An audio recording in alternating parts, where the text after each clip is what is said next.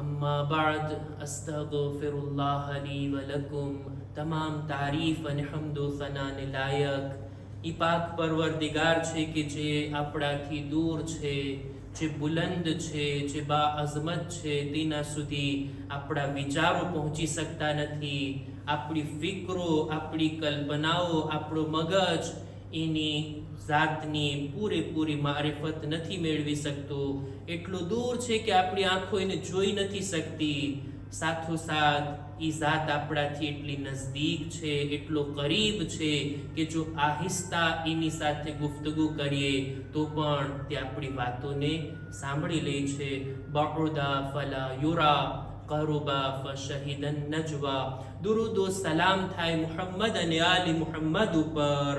અલ્લાહુમ્મા સલ્લી અલા મુહમ્મદ વ આલે મુહમ્મદ. કે જેઓએ અલ્લાહની મારિફત આપણને અપાવી, આપણને શીખાડી ખુદાથી કેવી રીતના કરીબ થાઓ, કયા કામો ખુદાને પસંદ છે અને કયા કામો ખુદાને પસંદ નથી, એની તાલીમાત આપણને રસૂલ અને આલે રસૂલના પાસેથી મળી છે. એમની હિદાયત થકી આપણે બધા આજ દી સુધી નૂર અને પ્રકાશ મેળવી રહ્યા છીએ અને રહેતી દુનિયા સુધી લોકો આલે મુહમ્મદની તાલીમાતથી લાભ અને ફાયદો મેળવતા રહેશે. ખુતબાની શરૂઆતમાં પોતાની જાતને અને ત્યારબાદ આપ તમામ મુમિનીનને તકવા, પરહેઝગારી, ગુનાહોથી બચવા, નેક અને દીનદાર બનવાની ભલામણ કરું છું. અમીરુલ મુમિનીનની નહજુલ બલાગા એની હિકમત નંબર 150 આપણી ચર્ચા હેઠળ છે અને એના અમુક જુમલાઓ તમારા સુધી પહોંચાડી દીધા. આજે એ વાતને કન્ટિન્યુ કરવા માંગુ છું. એક માણસ આવીને મૌલા અલી પાસેથી નસીહત માંગે છે. મૌલા મને કઈ વાઝો નસીહત કરો. ઇમામ એને આ અંદાજમાં નસીહત કરે છે કે આવા ન બનો, આ સિફતો, આ બુરાઈઓ પોતાની જાતથી દૂર કરો. આ છે મૌલા અલીની નસીહત. 28 જુમલા મૌલા બયાન કર્યા છે, જેમાંથી આપણે 19 જુમલા બયાન કરી ચૂક્યા. 2-3 જુમલાને આજે આપણે બયાન કરવા છે આજના ખુતબે જુમાની અંદર. મૌલા ફરમાવે છે કે આવા ના બનો. યરલ ગુનમાં મગરમા વલ ગુરમા મગનમા. આ એક એવો શબ્દ છે, બલકે આ જુમલાની અંદર એવા શબ્દો છે કે જે સમજવા, પોતાની ભાષામાં એને ટ્રાન્સલેશન કરીને બીજાને સમજાવવા ઘણું જ મુશ્કેલ ભર્યું કામ છે. હું એનો ભાવાર્થ અને એનો તર્જુમો બિલકુલ સાદી ભાષામાં તમારી સામે રજૂ કરું તો ક્યારેક એવું બને કે ઇન્સાનની નજર કોઈ ચીજ ઉપર અલગ જાતની હોય, એને બયાન કરું. સાથોસાથ આ 2 શબ્દો ગનીમત અને ગરામત, અરબીના આ 2 શબ્દો જેનો ઉપયોગ આ જુમલામાં થયો છે એને પણ બયાન કરું. અરબી ભાષામાં આ જુમલાની અંદર જે અર્થ છે એ અર્થને બયાન કરું છું કે ગનીમત, જેનો અર્થ આ જુમલામાં લેવામાં આવ્યો છે આ છે ગનીમત એટલે પોતાના માલમાંથી એ જગ્યા ઉપર ખર્ચો કરવો કે જ્યાં ખુદા રાજી હોય. ખુદાની ખુશી માટે પોતાના માલને ઉપયોગમાં લેવો, ખર્ચ કરવો, એને કહેવાય ગનીમત. બીજી જગ્યા ઉપર પણ ઇન્સાન ખર્ચ કરતો હોય, પોતાના માલનો ઉપયોગ કરતો હોય, દાખલા તરીકે પોતાના મોજ શોખને પૂરા કરવા માટે, પોતાના દેઝીરને પૂરા કરવા માટે, પોતાના જે કંઈ મન થતા હોય એ જગ્યા ઉપર રમત ગમતમાં, સફરની અંદર હરવા ફરવામાં, સારા માર્કના કપડાં લેવામાં, સારી સારી ગાડીઓ ખરીદવામાં, એ ચીજો કે જેની જરૂર કરતા આપણે વધારે ઉપયોગ કરીએ અને પોતાના મન પૂરા કરવામાં, એને કહેવાય ગરામત. હવે ઇન્સાનનો માલ જો એવી જગ્યાએ ખર્ચ થતો હોય જ્યાં ખુદા રાજી હોય ને, એને કહેવાય કે માલ લેખે ઉપયોગ થાય છે. જ્યાં એનો ઉપયોગ થવો જોઈએ ત્યાં એનો ઉપયોગ થાય છે.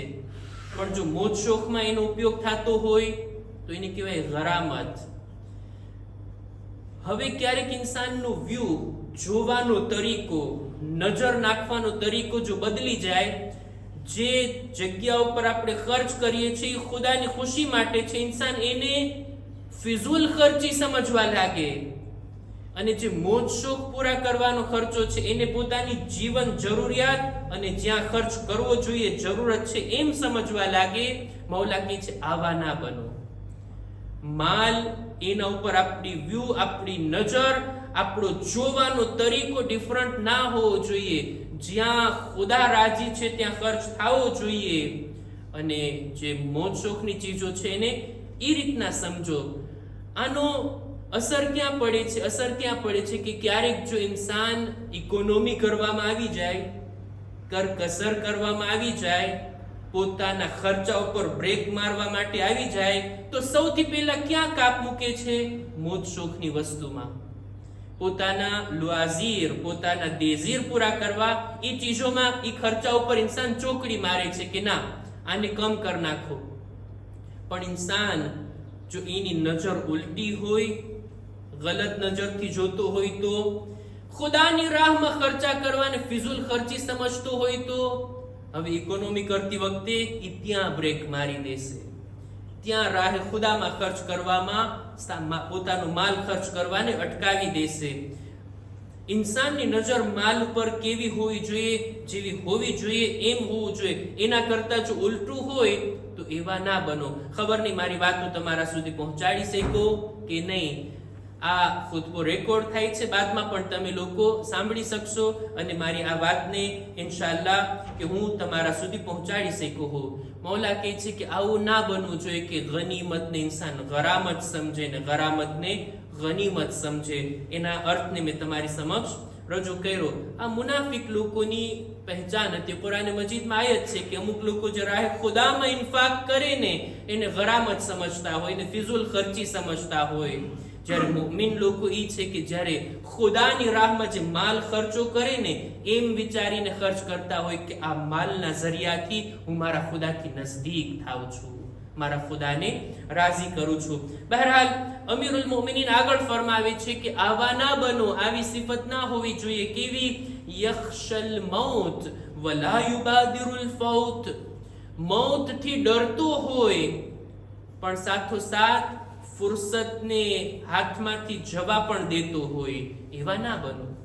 ઇન્સાનને મોતથી ડર શા માટે લાગે? મોતથી ખૌફ શા માટે હોય? મહત્વના બે કારણો મોતથી ડરવાના. એક તો એ કે જો ગુજરી જાશું, મોત આવી જશે તો આ દુનિયાની ચીજો, આ માલ, આ ઔલાદ, આ ઘર, ગાડી, બધી ચીજોથી આપણે જુદા થઈ જાશું. એક એ ડર છે. અને બીજો ડર એ છે કે જો આપણે ગુજરી જાશું, મોત આવી જશે, જિંદગી પૂરી થઈ જશે, તો પછી નેકી કમાવાની ફુરસત આપણા હાથમાંથી ચાલી જશે, તૌબા કરવાની ફુરસત આપણા હાથમાંથી ચાલી જશે. આ બે મહત્વના કારણો જેના કારણે મોતથી ડર લાગતો હોય. પહેલું કારણ કે આ માલથી આપણે જુદા થઈ જાશું. આટલી જિંદગી ભર આપણે માલ કમાયું, આટલું ભેગું કર્યું છે, એકદમથી મોત આવે ને એનાથી આપણે વિખૂટા પડી જઈએ. એનું સોલ્યુશન ઇમામોએ બતાવ્યો છે. માલને ટ્રાન્સફર કરી દો આખિરત તરફ. ઈ માલથી આખિરતનું ઘર બની શકે, ઈ માલથી આખિરતની નેકીઓ કમાઈ શકાય. જો ટ્રાન્સફર થઈ ગયા તો હવે માલથી જુદા થવાનો ડર દિલમાં બાકી નહીં રહે. અને બીજું કે આપણે મોત આવી જશે તો આ મોત આપણને જિંદગીની ફુરસતોથી મહેરૂમ કરી દેશે. કોઈનાથી પૂછવામાં આવે કે ભાઈ તમને 2025માં મોત આવે તો સારું કે 2030માં? કહેશે કે ભાઈ 2030માં આવે તો સારું ને, 5 વર્ષ મળી જાય ને આપણને ઇબાદત કરવાના, નેકી કરવાના, આખિરત કમાવવાના. તો ભાઈ અત્યારે ફુરસત છે તમારી પાસે, અત્યારે મોત હજી નથી આવી, અત્યારે આપણા હાથમાં આટલો સમય છે, કેમ એનાથી ફાયદો નથી ઉઠાવતા? મૌલા કહે છે આ અજીબ વાત છે ઇન્સાનની. મોતથી ડરે છે. શા માટે? કારણ કે એનાથી ફુરસતો ચાલી જશે, ઓપોર્ચ્યુનિટી ચાલી જશે, આ બધી તક એના હાથમાંથી છૂટી જશે. પણ અત્યારે તક છે, ફુરસત છે તૌબા કરવાની, આખિરતને કમાવવાની, આખિરતને આબાદ કરવાની. ઈ ફુરસતથી કેમ લાભ નથી ઉઠાવતો? મૌલા કહે છે આવા ન બનો. અને ત્યારબાદ હજી એક જુમલો બયાન કરીને આપણે વાતને પૂરી કરીએ. મૌલા કહે છે આવી સિફત પણ ના હોવી જોઈએ. યસ્તઅઝિમુ મિન મઅસિયતિ ગૈરિહી મા યસ્તકિલ્લુ અક્સરુ મિન્હુ મિન નફસિહ. وَيَسْتَكْثِرُ مِنْ طَاعَتِهِ مَا يَحْقِرُهُ مِنْ طَاعَةِ غَيْرِهِ. આની અંદર પણ એ જ વાત છે કે ઇન્સાનનું વ્યૂ કેવું છે, ઇન્સાનની નજર કેવી છે કોઈ કામ ઉપર. મૌલા કહે છે આવા ન બનો. કેવા કે એક ગુનાહ જો બીજાથી થાય તો આપણે ઓહો કરવા લાગી, ઓહો આ મોટો ગુનાહ કરી નાખ્યો એણે, આટલો મોટો ગુનાહ એનાથી થઈ ગયો, આવી મોટી ખતા થઈ ગઈ, આવી મોટી ભૂલ થઈ ગઈ, હવે તો એ જહન્નમમાં જશે. પણ એ જ ગુનાહ જો આપણાથી થયો હોય તો અલ્લાહ ગફૂર રહીમ છે, કઈ વાંધો નહીં, તો બક્ષાઈ જાશું, તૌબા કરી લઈશું. ગુનાહ એક જ છે, ભૂલ એક જ છે. બીજા તરફથી હોય તો આપણી નજર એમ હોય કે આ ગુનાહ પહાડની માફક છે, પણ એ જ ગુનાહ જો આપણા તરફથી હોય તો એને આપણે એક રાઈના દાણા જેટલો લેખીએ છીએ. મૌલા કહે છે આવા ના બનો. આનું કોન્ટ્રેર, આનું વિરોધી. મૌલા કહે છે આવું પણ ના હોવું જોઈએ કે કોઈ ઇબાદત, કોઈ નેક કામ, કોઈ ભલાઈ, કોઈ સારી વાત બીજાએ કરી છે, બહુ મોટું કામ કર્યું છે સારું, પણ આપણે એને સાવ અવગણના કરીએ છીએ, એને બિલકુલ હલકું લેખીએ છીએ. એને તો આ કર્યું છે, આટલા પૈસા છે તો કર્યું હશે આ કામ. પણ આપણાથી જો કોઈ નાની એવી ઇબાદત કે નાની એવી નેકી થઈ હોય, આપણે એને મોટી સમજતા હોઈએ. મેં આમ કરી નાખ્યું, મેં ફલાણું કામ કર્યું, મેં સમાજ માટે આમ કર્યું, મેં લોકોની ખિદમત માટે આમ કર્યું. ઇમામ કહે છે આવું ના હોવું જોઈએ. કામ એક જ, એક નેક કામ જો બીજો કોઈ કરે તો આપણે એને હલકું લેખીએ છીએ, એ જ નેકી જો આપણે કરી તો ઓહો આપણી વાહવા થવી જોઈએ, આપણી શોહરત થવી જોઈએ. મૌલા કહે છે એવું ના હોવું જોઈએ. બીજાઓની નેકી એને આપણે ઓછી લેખતા હોય અને એ જ નેકી જો આપણે કરીએ તો એને આપણે મોટી લેખતા હોય. મુઅમિનની નિશાની આ નથી. આપણા પાંચમા ઇમામ ઇમામ મુહમ્મદ બાકિર અલૈહિસ્સલામ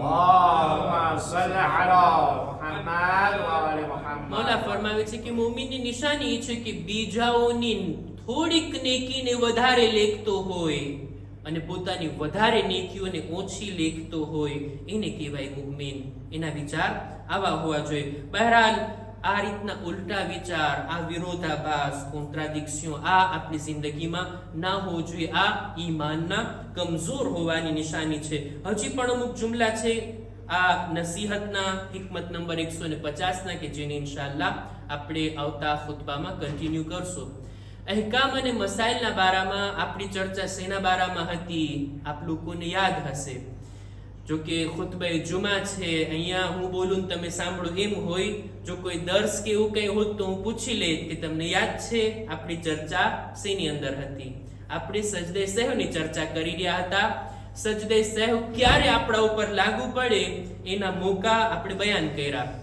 સજદે સહેવ અમુક ઠેકાણે આપણા ઉપર લાગુ પડે. દાખલા તરીકે સજદો ભૂલાઈ ગયો હોય, સલામને ભૂલેથી આપણે કોઈ બીજા મોકા ઉપર પડી લીધા, તશહુદ ભૂલાઈ ગયું હોય, અમુક આવા મોકા હતા કે જેને આપણે ગણાવ્યા.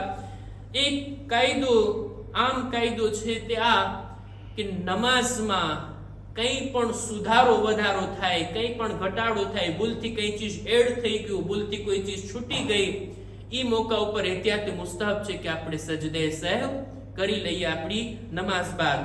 હવે ક્યારેક કોઈ માણસ આ રીતનો શક કરે પોતાની નમાઝમાં કે મારી નમાઝમાં કોઈ એવી ભૂલ થઈ છે કે જેનાથી મને સજદે સહેવ લાગુ પડે કે નહીં. શક થાય છે, શ્યોર નથી. શ્યોર હોય તો આપણીથી ભૂલ થઈ છે ને આપણે સજદે સહેવ કરવાનું છે. પણ ઇન્સાનના મગજમાં શક છે, દૂત છે કે મારાથી કોઈ એવી ભૂલ થઈ છે કે જેનાથી મારા ઉપર સજદે સહેવ વાજિબ થયું છે કે નહીં. આવો શક હોય તો એના ઉપર ધ્યાન ના દેવું જોઈએ. બસ એમ જ વિચારવું જોઈએ કે ના મારાથી કઈ ભૂલ થઈ પણ નથી અને મારા ઉપર સજદે સહેવ લાગુ પડતું પણ નથી. સજદે સહેવના બારામાં હજી પણ અમુક મસાઇલ છે કે જેને ઇન્શાઅલ્લાહ આપણે બયાન કરશું અને આ ચેપ્ટરને પણ આપણે પૂરું કરવાની કોશિશ કરશું. ખુદાની બારગાહમાં દુઆ ગુજારીએ, પરવરદિગારા અમોને તારા દીનના અહેકામને જાણવા, સમજવા, અનુસરવાની નેક તૌફીક અતા ફરમા. खुदाया અમારા મા બાપના ગુનાહોને બક્ષી આપ. खुदाया हमारी औलाद ने नेक तौफीक अता कर. दरेक मुमिनीन मुमिनात दुनियाમાં જ્યાં પણ છે તેઓની જાન માલ ઇज्जत આબરૂની હિફાજત ફરમા. પરવરદિગારા जो बीमार છે શિફાએ કામિલા અતા કર. પરવરદિગારા हमारा મરહુમીનની મગફિરત ફરમા. ज़मानाना इमामना ज़ुहूરમાં તાજીલ ફરમા. અમારો શુમાર એમના સાથીઓમાં કર. ربنا تقبل منا إنك أنت السميع العليم.